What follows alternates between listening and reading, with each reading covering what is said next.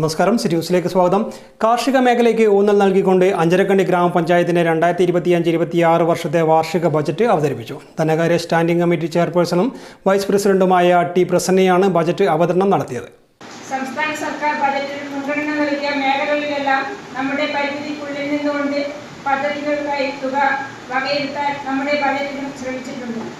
കേന്ദ്ര സംസ്ഥാന സർക്കാർ ഫണ്ടുകളും ജില്ലാ ബ്ലോക്ക് പഞ്ചായത്ത് ഫണ്ടുകളും കോർപ്പറേഷൻ ഫണ്ടും മഹാത്മാഗാന്ധി ദേശീയ ഗ്രാമീണ തൊഴിലുറപ്പ് പദ്ധതി ഫണ്ടും ഉൾപ്പെടെ ഫണ്ടുകൾ പ്രതീക്ഷിച്ചുകൊണ്ടാണ് ബജറ്റ് തയ്യാറാക്കിയിരിക്കുന്നത്.